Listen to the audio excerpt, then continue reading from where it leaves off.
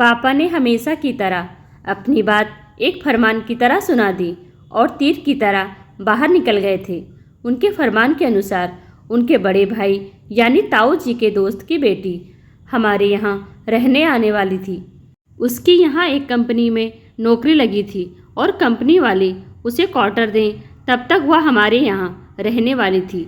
मेरे लिए पूरे फरमान में से महत्वपूर्ण बात यह थी कि मुझे अपना एक कमरा उसके लिए खाली करना पड़ा था और मम्मी के लिए महत्वपूर्ण बात यह थी कि लड़की विधवा थी। मेरे दोनों कमरे बिल्कुल पास पास और एक जैसे ही थे। एक में मैं अपने ऑफिस की फाइलें और किताबें वगैरह रखता था। पढ़ने लिखने का सारा काम मैं वहीं करता था और दूसरा मेरा बेडरूम था। मैंने बेडरूम अपने पास ही रखने का निश्चय किया और फाइलें किताबें वगैरह सब वहाँ लाकर एक कमरा खाली कर दिया। दिव्या अगले ही दिन आ गई थी। वह मेरी हम उम्र ही थी। एक बारगी उसे देखते ही चेहरा परिचित सा लगा था, मानो ये आँखें और बाल कहीं देख रखे हैं। पर उससे बात करने पर शीघ्र ही मेरा यह भ्रम दूर हो गया, क्योंकि यह हमारी पहली मुलाकात थी। दिव्या ने न केवल बहुत जल्दी अपना कमरा जमा लिया, बल्कि हम घर वालों के दिलों में भी अपने लिए जगह बना ली। वह वाकई बहुत संस्कारी और मधुर स्वभाव की लड़की थी। बातों ही बातों में मैं जान गया था कि वह एक व्यावसायिक रूप से भी कुशल थी। मम्मी को उसका विधवा होते हुए भी पाश्चात्य लिबास पहनना अखरता था, लेकिन उसने बातों ही बातों में मम्मी के मन की फांस भी निकाल दी थी। दिव्या ने बताया कि पहले वह साड़ी और सूट ही पहनती थी, पर उनके साथ बिंदी चूड़ी का भाव तुरंत ही उसके विधवा होने का प्रमाण प्रस्तुत कर जाता और न चाहते हुए भी उसे लोगों के आंखों में अपने लिए सहानुभूति और बेचारगी के भाव देखने पड़ते थे, जो उस जैसी स्वाभिमानी युक्ति को कतई गवारा नहीं था। इसलिए उसने पश्चात परिधान पहनने आरंभ कर दिए थे। कम उम्र में इतने बड़े अनुभवों से उसे जिंदगी के कई छोटे बड़े सबक सिखाकर परिपक्व बना दिया था। हम उसकी भावनाएं समझते थे, इसलिए घर में कोई भी उसके विगत के घाव नहीं कुरेदता था। उसे सम्मान देते देते मैं शायद मन ही मन कहीं उसे चाहने भी लग गया था। मम्मी और दिव्या की नज़रें ये चाहत के भाव पड़ चुकी थी और इससे अपनी असहमति भी वे समय समय पर जाहिर कर देती थी। मसलन दिव्या की मौजूदगी में ही मम्मी मेरी शादी का जिक्र छेड़ देती थी। अब तो घर में बहू आ ही जानी चाहिए। हमारे पास नामी ग्रामी घरानों से रिश्ते आ रहे हैं। बेटी तू ही इसे समझा कि समय रहते उनमें से कोई चुन ले, और हाँ, तेरी जान पहचान में कोई करने के लायक हो तो हमें ज़रूर बताना। दिव्या इस कटु सत्य से परिचित थी कि घर की मालकिन की नज़रों में वह कितनी भी अच्छी क्यों ना हो, मगर उसका वैधव्य उसके सिर पर ऐसा बदनुमा दाग है कि वे उसे कभी इस घर की बहू नहीं स्वीकारेंगी। इसलिए वह हमेशा मर्यादा की सीमा रेखा में ही बनी रहती थी। मैं चाहकर भी उस सीमा रेखा को नागने का साहस नहीं कर पाता था। उस दिन मैं ऑफिस के लिए निकलने को ही था कि अचानक तेज़ बारिश शुरू हो गई। मैं छाता लेने वापस कमरे की ओर गया तो ध्यान बरबस ही दिव्या के कमरे की ओर चला गया। वह ऑफिस से निकल चुकी थी और बालकनी में सुखाए उसके कपड़े भीग रहे थे। हम दोनों भले ही कितना भी घुल मिल गए थे, पर एक दूसरे के कमरे में नहीं आते जाते थे। मेरे पाँव अनायास ही उसके कमरे में से होते हुए उसकी बालकनी में पहुंच गए। मैंने फटाफट सारे कपड़े उठा लिए और उसके कमरे में लाकर फैलाने लगा।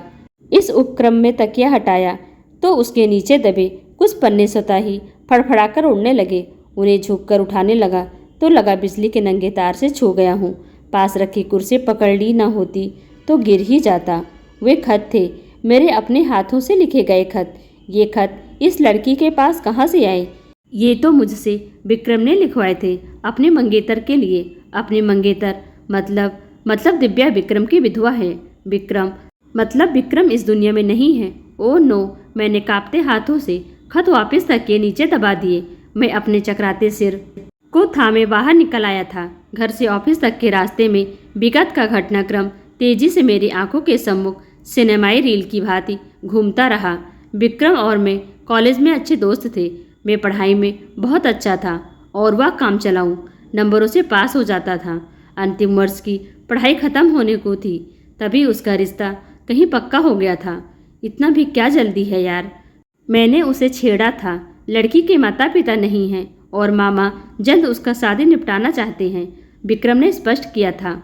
वैसे इतना तो मैं भी मन ही मन अनुमान लगा लिया था कि कोई मजबूरी में ही यह रिश्ता तय हुआ होगा, क्योंकि विक्रम की अभी नौकरी भी नहीं लगी थी, जबकि मेरा कैंपस इंटरव्यू में चयन हो गया था। एक दिन विक्रम थोड़ा मायूस सा मेरे पास आया था। उसे अपनी मंगेतर को प्रभावित करने के लिए एक खूबसूरत सा खत लिखवाना था। इसकी क्या ज़रूरत आन पड़ी? मैंने फिर उसे छेड़ा था। लड़की अच्छी, पढ़ी लिखी और सुंदर है, नौकरी भी लग गई है यार।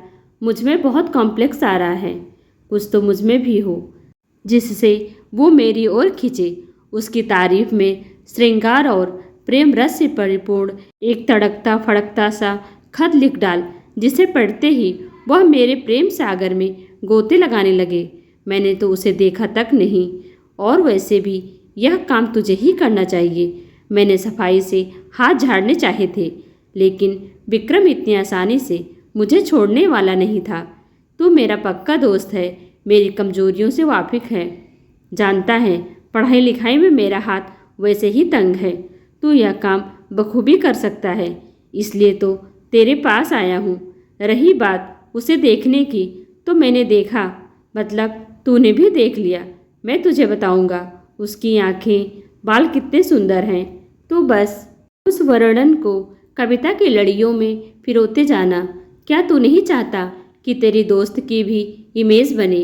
विक्रम इमोशनल ब्लैकमेलिंग पर उतर आया तो मैंने घुटने टेक दिए थे। उसके बताए वर्णन के अनुसार एक भावपूर्ण प्रेम रस से भरा खत लिखकर उसे दे दिया था। इसे कम से कम अपनी हस्तलिपि में तो उतार लेना। मेरा क्या दिमाग खराब है जो इतने मोती जैसे अक्षरों को ठुकराकर अपनी मक्खी की टांग जैसी राइटिंग में खत उतार कर भेजूंगा। विक्रम ने खत समेटते हुए अपनी जेब में डाल लिया था। अबे तू मरवाएगा यारा, कभी पकड़ा गया तो तेरे साथ मैं भी लपेटे में आ जाऊंगा। कुछ नहीं होगा, वैसे भी दोस्ती के लिए थोड़ा पिटना भी पड़े तो क्या है। वह हंसता हुआ खत लेकर रफू चक्कर हो गया था, पर थोड़े ही दिनों बाद फिर हाजिर था। अगला खत लिखवाने की गुजारिश लेकर मैं साफ मुकर गया था, पर उसके तर्क बड़े अजीब थे। एक खत ने ही जादू कर दिया है उस पर। देख क्या जवाब आया है। उसने होने वाली बीबी का खत मेरे सामने खोलकर रख दिया था, पर मैंने तुरंत नज़रें घुमा ली थी। प्लीज़ यार, मैं यह सब नहीं कर सकता। अच्छा इसे मत पढ़, मैं तुझे ऐसे ही बता देता हूँ। उसने लिखा है कि वह सच बोलना पसंद करती है, और सच यह है कि अभी तक मुझे लेकर उसके दिल में कोई कोमल भावना नहीं थी, पर अब यह खत पढ़ने के बाद उसके दिल में मेरे प्रति प्यार अंगड़ाइयाँ लेने लगा है। उन मोती जैसे अक्षरों में छुपे मेरे दिल के उदारों ने उसे अभिभूत कर दिया है। वह पत्र लेखन की इस श्रृंखला को जारी रखना चाहती है। वह देर तक हाथ जोड़े मेरी चिरौरी करता रहा। मैं उसकी गृहस्थी बसने से ही पहले न उजाड़ूं, ऐसी मिन्नतें करता रहा। मजबूरन मुझे फिर उसके लिए पत्र लिखना पड़ा। 4-5 पत्र मजबूरन लिखते हुए मुझे महसूस होने लगा कि अब मैं खुद भी उसमें रुचि लेने लगा हूँ। हर खत के जवाब की शायद उससे ज़्यादा मैं उत्कंठा से प्रतीक्षा करने लगा हूँ। मेरी कल्पना में मेरी कविता साकार होने लगी थी, और मैं भावों में डूबता उतराता उसके लिए लिखता चला गया था। 25 पन्नों की वह श्रृंखला विक्रम के विवाह के साथ ही थमी थी। कई दिनों तक तो मुझे बहुत खालीपन महसूस होता रहा था। मैंने भी नई नई नौकरी ज्वाइन की थी, इसलिए उसकी शादी में भी नहीं जा पाया, और फिर विक्रम ही दूसरे शहर नौकरी करने चला गया था, तो बस पन्नों के साथ ही दोस्ती का सिलसिला भी रुक गया था। आज मुझे समझ आया, पहले कभी ना मिले होने पर भी पहली ही मुलाकात में मुझे दिव्या का चेहरा इतना परिचित और अपना सा क्यों लगा था। दिव्या के प्रति मेरी चाहत और भी बढ़ गई थी। क्या मुझे उसे सब कुछ बता देना चाहिए? क्या मम्मी कभी इस रिश्ते के लिए राजी होंगी? मैं अभी इस ऊहापोह से निकल भी नहीं पाया था कि सिर पर एक और संकट मंडरा उठा।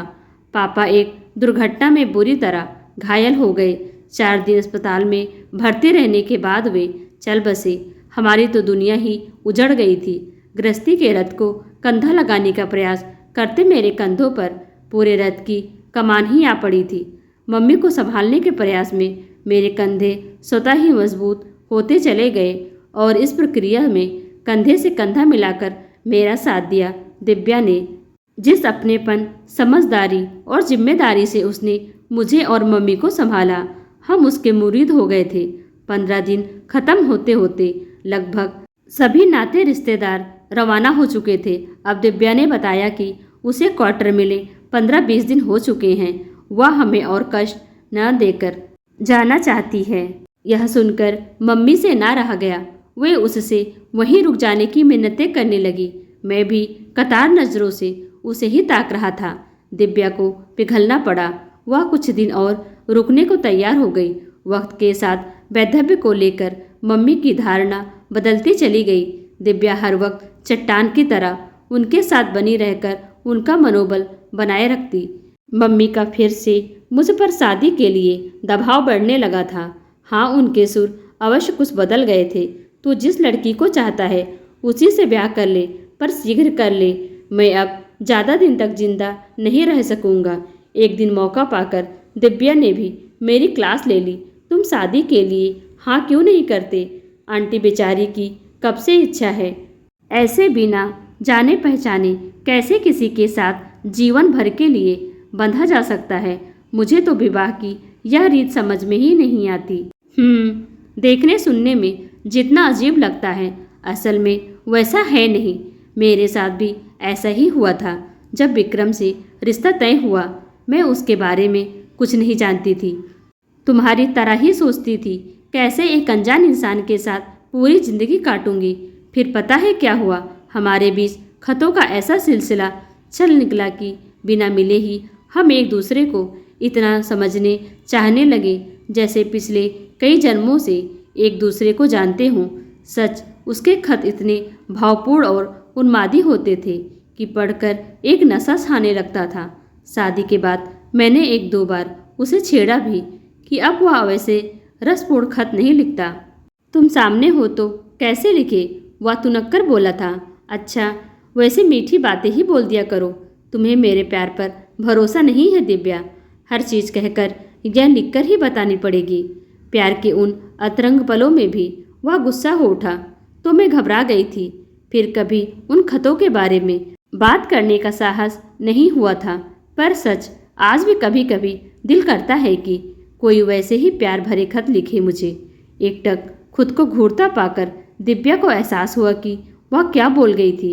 आंटी की दवा का टाइम हो गया है। वह वहाँ से खिसक ली। 2 दिन बाद ही दिव्या की ऑफिस टेबल पर एक व्यक्तिगत पत्र पड़ा था। पत्र खत्म करते करते उसके पसीने छूटने लगे थे। उसने इधर उधर चोर नज़रों से देखा। कमरे में विक्रम का भूत तो नहीं है। पत्र की तारीख चेक की। कहीं 4 साल पहले का खत डाक विभाग की मेहरबानी अब मिला हो। नहीं, ऐसा कुछ भी नहीं था। वही प्रेम से पगे मोती जैसी हस्तलिपि में उकेरे अक्षर मानो उन्हीं प्रेम पत्रों की श्रृंखला की अगली कड़ी हो। मानता हूँ मुझसे गलती हुई। जो सज़ा देना चाहो दे सकती हो। मैं प्रायश्चित के लिए तैयार हूँ। चाहो तो सारी जिंदगी तुम्हें ऐसे ही खत लिखने की सज़ा दे सकती हो। अचानक दिव्या के दिमाग में बिजली सी कौंधी। उसने घड़ी देखी। करण अभी तक घर नहीं आया होगा। उसने तेजी से अपनी फाइलें और पत्र समेटे और टैक्सी लेकर घर की ओर दौड़ पड़ी। अपने कमरे में जाकर उसने पहले विक्रम के पत्र बटोरे, फिर आज मिले उस गुमनाम खत से उसका मिलान करते हुए वह करण की स्टडी टेबल पर जा पहुंची और वहां रखे कागजों को उलटने पलटने लगी। तुम्हारा शक सही है दिव्या। पहले वाले खत भी मैंने ही लिखे थे और यह आज वाला खत भी मैंने ही लिखा है। अपने कमरे में पहुंच मैं निढाल सा कुर्सी पर पसर गया था और विगत का सारा सच उसके सम्मुख बयां कर दिया था। उस बारिश वाले दिन तुम्हारे कमरे में ये खत पाकर मैं भी हैरान रह गया था। तुमसे बात करके तभी सब कुछ बता देना चाहता था, पर तभी पापा का एक्सीडेंट और फिर वो सब कुछ। मुझे रुकना पड़ा क्योंकि सामने दिव्या फबक फबक कर रो रही थी। तुम्हें मेरी भावनाओं से खिलवाड़ करने का कोई हक नहीं था। वह बिलख उठी थी। मानता हूँ मुझसे गलती हुई। जो सज़ा देना चाहो दे सकती हो। मैं प्रायश्चित के लिए तैयार हूँ। चाहो तो सारी जिंदगी तुम्हें ऐसे खत लिखने की सज़ा दे सकती हो। मैं खुशी खुशी भुगतने को तैयार हूँ। बोलो, यह हक दोगी मुझे? एकाएक दिव्या की रुलाई थम गई थी। अब उसकी नज़रें मानो मेरे चेहरे पर एकटक जम सी गई थी। शायद अब तक पन्नों में उफनाता प्यार का समंदर उसे मेरी आंखों में भी लहराता नजर आने लगा था। दिव्या के चेहरे पर उभर रही हया की लाली पल प्रतिपल गुजरती जा रही थी।